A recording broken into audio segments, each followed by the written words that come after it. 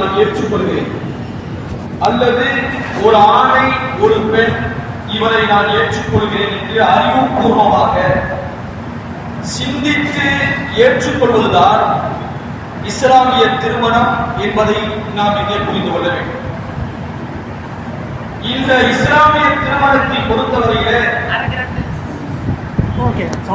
ஜோதிடர்கள் பார்த்து இவர்களை நீங்கள் திருமணம் செய்து கொள்ள வேண்டும் என்று சொல்லிவிட முடியாது. ஆனால் நட்சத்திரங்களோ நேரம் காலங்களோ திருமணத்தை முடிவு செய்துவிட முடியாது. இவரை கட்டிக்கொண்டால் பின்னோக்கி சென்றுவிடும் என்று சொன்னால் ஏற்றுக்கொள்ள முடியாது. இவரை திருமணம் செய்து கொண்டால் இவருடைய ராசி முன்னேறாத ராசி ஏற்றுக்கொள்ள முடியாது என்று சொன்னால் அவைகள் புறக்கணிக்கப்படக்கூடியது. ஊரே முழுக்க தெரிகிறது திருமணம் இவருக்கும் நடக்க போகிறது. 100 கோடி ஒன்றாக மணமகளை முன்னிலையில வைத்து மனித சமூகத்திற்கு முன்னால் இந்த பெண்ணை நீ திருமணம் செய்வதற்கு சம்மதமா என்ற வார்த்தையை பெறப்படுவதில் இருந்து இது நிர்பந்திக்கப்பட்ட திருமணம் அல்ல என்பதை புரிந்து கொள்ள வேண்டும். அதற்காக காதல் என்ற கருசடைத்தனத்தை இஸ்லாம் ஆதரித்து விட்டது என்பதல்ல. காதல் திருமண வாழ்க்கையெல்லாம் எப்படி நடந்து கொண்டிருக்கிறது என்பது பல்வேறு நீதிமன்றங்களை அணுகின்ற பொழுது புரிகிறது.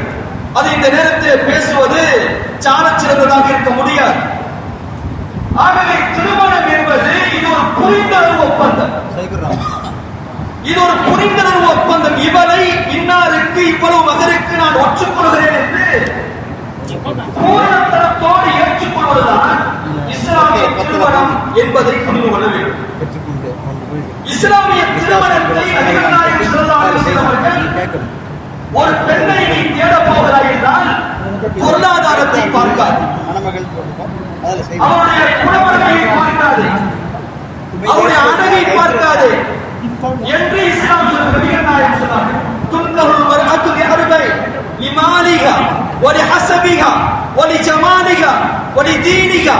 ஒரு பெண் திருமணம் முடிக்கப்படுகிறார். எப்படி திருமணம் முடிக்கப்படுகிறார்? அழகிற்காக, குலபெருமைக்காக, பொருளாதாரத்திற்காக, மார்க்க பற்று, ஒழுக்கம், கல்விக்காக திருமணம் முடிக்கப்படுகிறார். நபிகள் நாயகம் சொன்னார்கள், மணமகளே நீ மார்க்க பற்று, கல்வி ஞானம் உள்ளவரை திருமணம் செய்து கொள் என்று சொன்னார்.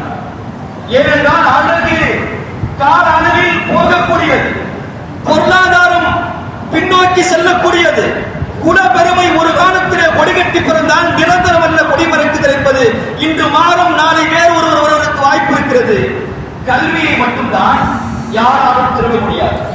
ஒரு மனிதனுக்கு இருக்கிற ஒழுக்கம் தான் யாராலும் திருட முடியாது. வாங்கி வைத்திருக்கிற பங்களாவை அண்ணன் எடுத்துக் கொண்டு போய்விடலாம், தம்பி எடுத்துக் கொண்டு போய்விடலாம். நம் தந்தை சோர்த்து வைத்த சொத்துக்கள் எல்லோரும் அவர்களுக்கு வைக்கப்படும் என்ற காரணத்தினால் இஸ்லாம்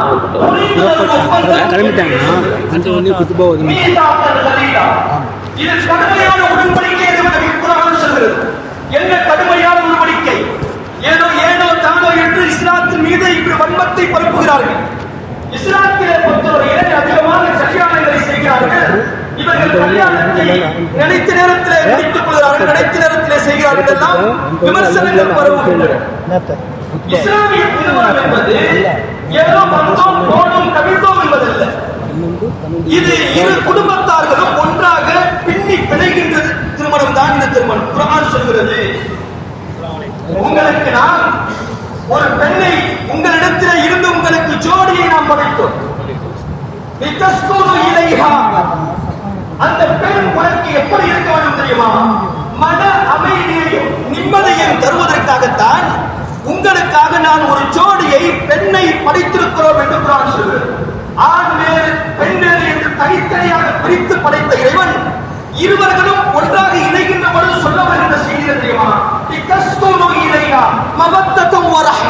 உங்களுக்கு இருவருக்கு மத்தியிலே அமைதியையும் நிம்மதியையும் பாசத்தையும் கருணையையும் ஏற்படுத்தியதுதான் திருமணம் என்று குர்ஆன் சொல்கிறது.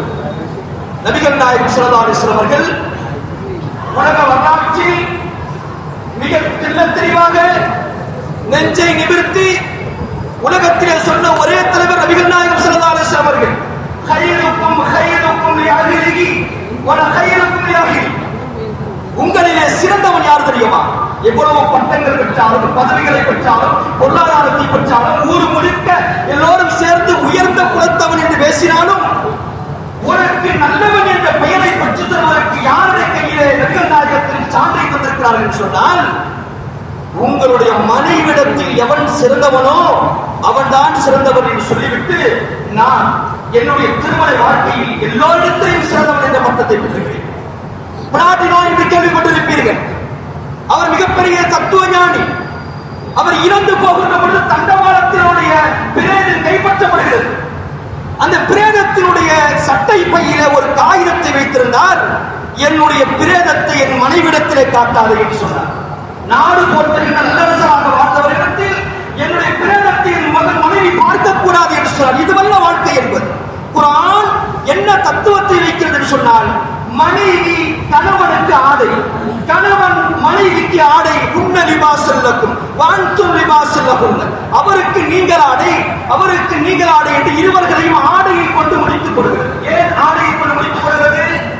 குளிர் காலத்துக்கு ஒரு ஆடை, வெயில் காலத்துக்கு ஒரு ஆடை. வெயில் காலத்தில் அணிகின்ற ஆடையை குளிர்காலத்தில் அணிய முடியாது. குளிர்காலத்தில் அணிகின்ற ஆடையை வெயில் காலத்தில் அணிய முடியாது. குளிர் மாற்றி வரைக்கும். ஏனென்றால் அதுபோலதான் வாழ்க்கை இருக்கின்ற பொழுது சில மேடு பள்ளங்களும் ஏற்ற இறக்கங்களும் இருக்கத்தான் செய்யும். குளிர் காலத்திற்கு உஷ்ணத்தை தருகின்ற ஆடையை அணிகிறோம், வெயில் காலத்திற்கு குளிர்ச்சியை தருகின்ற ஆடையை அணிகிறோம். அவர் உஷ்ணமாக இருக்கின்ற பொழுது நீ குளிர்ச்சியாக மாறிவிடு, அல்லது நீ உஷ்ணமாக இருக்கின்ற பொழுது மனைவியை நீ குளிர்ச்சியாக மாறிவிடு. இருவர்களும் ஒரே துருவத்தில் செயல்பட்டால் அது சிதறி போய்விடும் என்ற காரணத்தினால் குர்ஆன் சொல்கிறது, அவருக்கு நீ ஆடை, உனக்கு அவர் ஆடை. ஆகவே இருவர்களும் ஒருவர் இறங்கித்தான் போக வேண்டும். மனைவியை தோற்றுப்பார்கள். நாம் எல்லாவற்றையும் நெஞ்சை நிமிர்த்திக் கொண்டு நான் தான் ஆண்மகன் என்று சொன்னால் அந்த வாழ்க்கை ஒரு காலத்திலேயும் செஞ்சொலிக்காது என்பது வரலாற்று முறைக்கு பார்த்து கொண்டிருக்கிறோம். ஆகவே கணவன் மனைவிடத்திலே தோற்று போக வேண்டும், மனைவி கணவனிடத்திலே தோற்று போக வேண்டும். இருவர்களும் ஒரே நோக்கத்தில் பயணிக்க முற்பட்டு விட்டால் அது சிதறி போய்விடும் என்ற காரணத்தினால் அவனுக்கு நீ ஆடை, உமக்கு அவன் ஆடை என்று திருமறை குர்ஆன் சொல்கிறது. நபிகள் நாயகம் ஸல்லல்லாஹு அலைஹி வஸல்லம் அவர்கள் மனைவியை எப்படி மாற்றினார், கணவன் எப்படி நடந்து கொள்ள வேண்டும், மனைவிக்கு என்ன விதமான உரிமைகளை செய்ய வேண்டும் என்றெல்லாம் சொல்லிவிட்டு, மனைவியை நீ மாடை அடிப்பது போல் அடிக்காது. அவள் உனக்கு கையில ஒப்படைக்கப்பட்டிருக்கின்ற அடிமை அல்ல, உனக்கு வண்ணாத்தி அல்ல, உனக்கு சமையல்காரி அல்ல. யார் தெரியுமா உனக்கு? அல்லாஹ்வுடைய அமானிதமாக இந்த இடத்துல உனக்கு ஒப்படைக்கப்பட்டிருக்கிறான். அல்லாஹ்வை பயந்து கொள் என்று நபிகள் நாயகம் பெண்களை பற்றி சொன்னார்கள். உலகம் முழுக்க நபிகள் நாயகம் மதீனாவிற்கு வருவதற்கு, மக்காவில புரட்சி ஏற்படுவதற்கு முன்னால் பெண் குழந்தை புறக்கப்பட்ட தேசம் மதீனா தேசம், மக்கா தேசம், அரேபிய தீபகற்பம். பெண் குழந்தை பிறந்து விட்டால் உயிரோடு புதைத்து விடு என்று சொன்னாருக்கு. அந்த காலகட்டத்திலே நபிகள் நாயகம் இந்த உலகத்திலே பிறந்து சொன்னார்கள், உன் தாயின் கால்களிலே சொர்க்கம் இருக்கிறது, புதைக்காதடா என்று சொன்னார்கள். அரேபிய தீபகற்பத்தில் பெண் சமூகத்துக்கு எழுச்சியையும் மறுமலர்ச்சியும் வாங்கி கொடுத்தவர்கள் நபிகள் சொன்னார்கள். அந்த அடிப்படையிலே தான் கணவன் எப்படி மனைவிடத்தில் நடந்து கொள்ள வேண்டும். தயவு செய்து நீங்கள் மனமனாக மனக்கோலத்தை ஏற்பவர்கள் புரிந்து கொள்ள வேண்டும். எந்த விஷயமாக இருந்தாலும் முதலிலே இருவர்கள் பேசி, மூன்றாவது நபர் எப்பொழுது வந்து வருகிறானோ அதுவரை என்ன நடக்கும்? பிரச்சனை ஏற்படும் தான். எப்படி இன்று பலஸ்தீனம் சின்ன பின்னமாவதற்கு காரணம் என்ன? நீ அடி, நான் ஆறுதல் சொல்கிறேன் என்று அமெரிக்காவும் எல்லைய ஏகாதிபத்தியமும் குறுக்கிடுகின்ற காரணத்தினாலேதான் பாலஸ்தீனம் இல்லாத ஒரு பூமியை உருவாக்குவதற்கு அவர்கள் முயற்சி செய்கிறார்கள். ஆகவே நாம் இருவர்களும் என்ன செய்கிறோம், எதை செய்கிறோம் என்பதை புரிந்து பேசுங்கள், புரிந்து பழகுங்கள், புரிந்து நடவடிக்கையை அமைத்துக் கொள்ளுங்கள். நடை, உடை, பாவனை அனைத்திலேயும் மண்டலம் பெருமானார் எதை காட்டியிருக்கிறார் என்பதை தெளிவாக புரிந்து வாழ்க்கை நடத்தினால் அது வெற்றியுடைய வாழ்க்கையாக அமையும். மனைவியை நான் என் மனைவியிடத்தில் சிறந்தவன் என்று சொல்வதற்குண்டான மிகப்பெரிய தத்துவங்கள் ஒரு செய்தி